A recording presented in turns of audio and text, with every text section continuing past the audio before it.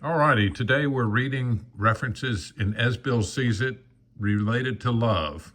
And Michael's going to start on 18.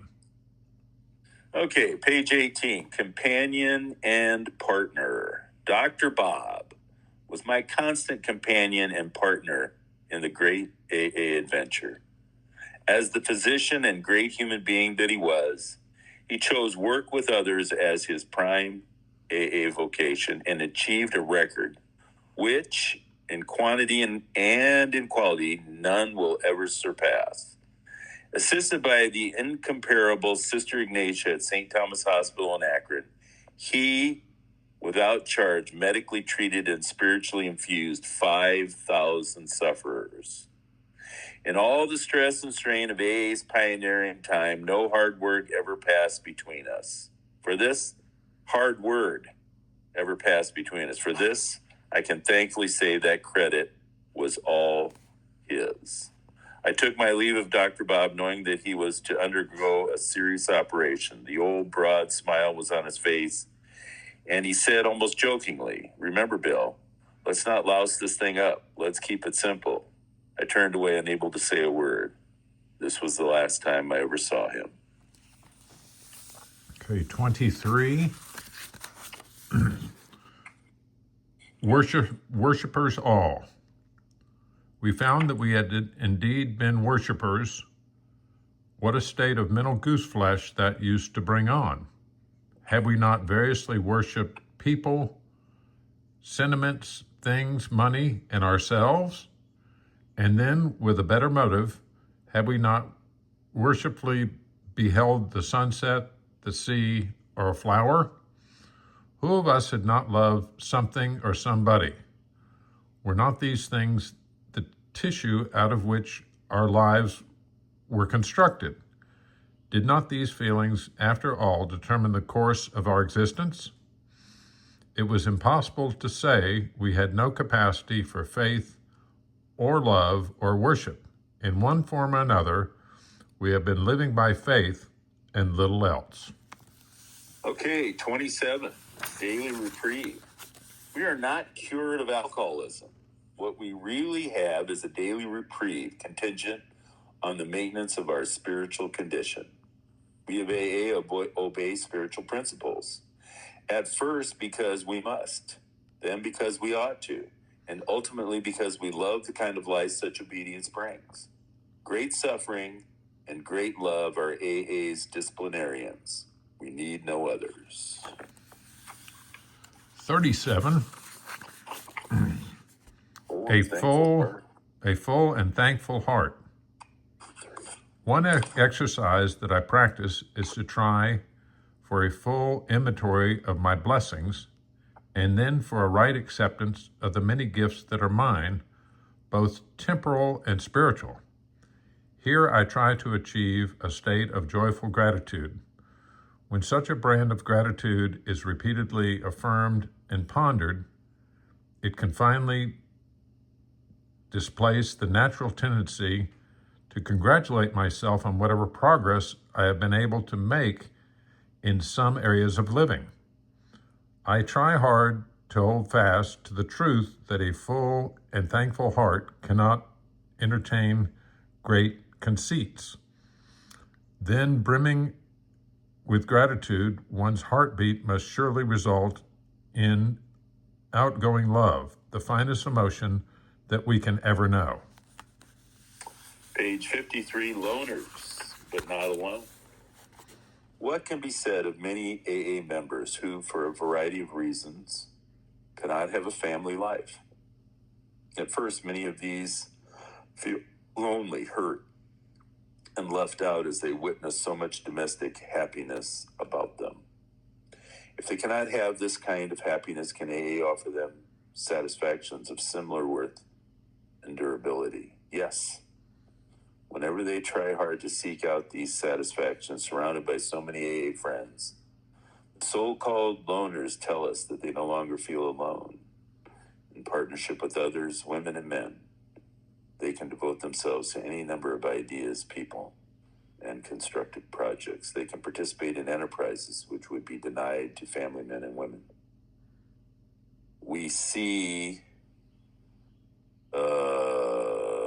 daily see such members render prodigies of service and receive great joys in return.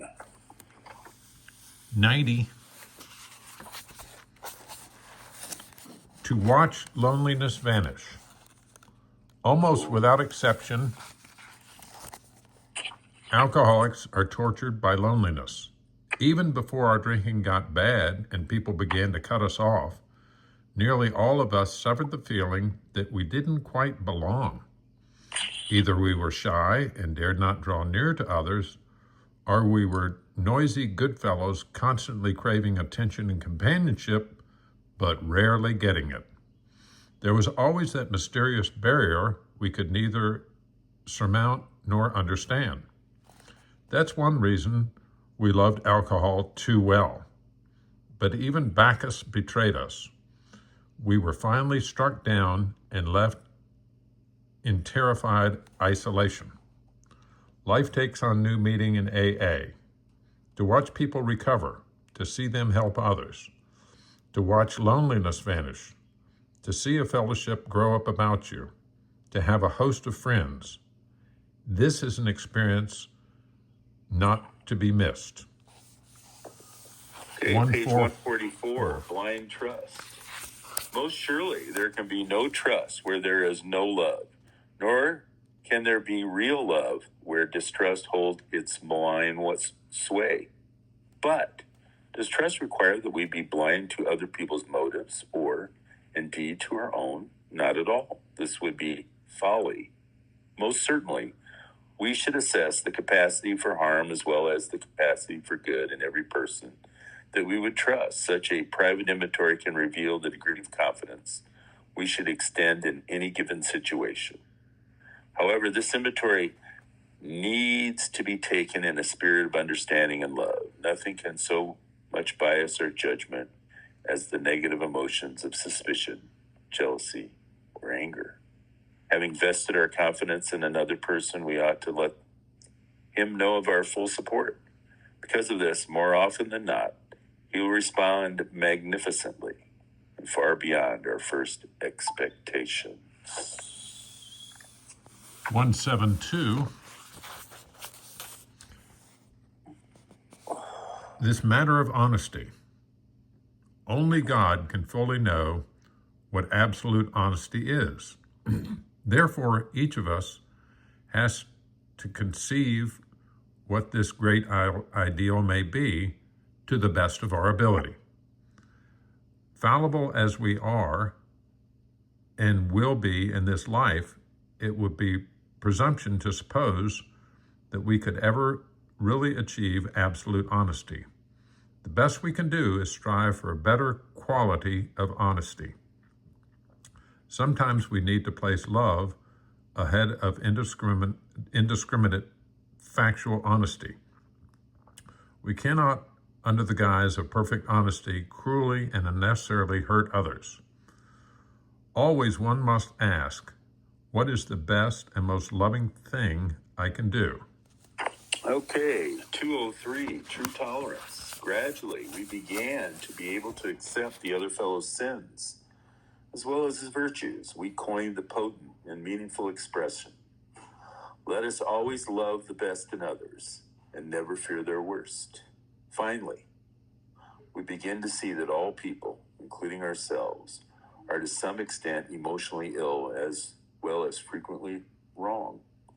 When this happens, we approach true tolerance and we see what real love for our fellows actually means. 230.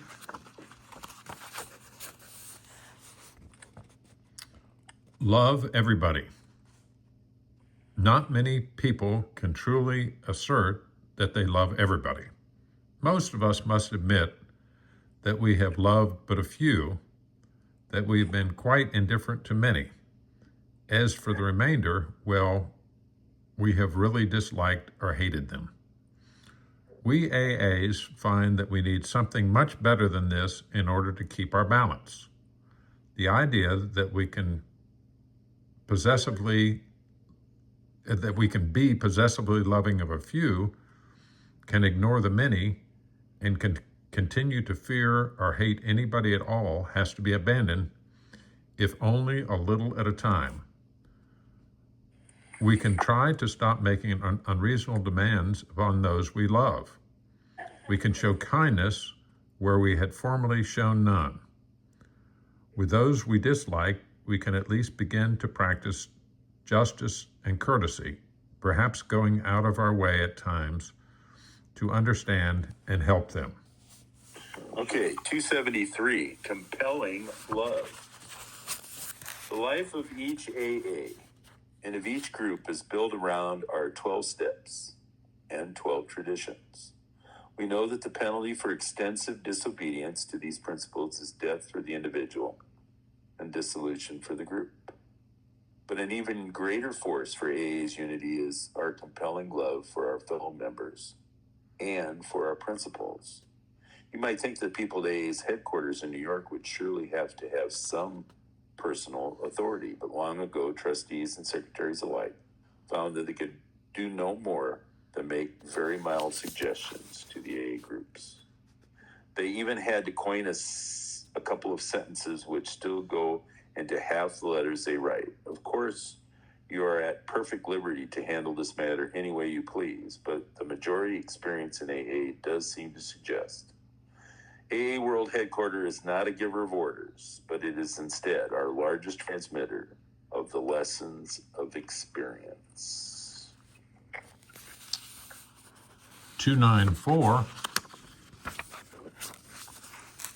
love plus rationality equals growth. It seems to me that the primary object of any human being is to grow, as God intended, that being the nature of all growing things. Our search must be for what reality we can find, which includes the best definition and feelings of love that we can acquire. If the capability of loving is in the human being, then it must surely be in his creator. Theology helps us in that many of its concepts cause me to believe that I live in a rational universe under a loving God, and that my own irrationality can be chipped away little by little. This, I suppose, is the process of growth for which we are intended. All right, 303, loving advisors. Had I not been blessed with wise and loving advisors, I might have cracked up long ago. A doctor once saved me from death by alcoholism because he obliged me to face up to the deadliness of that malady.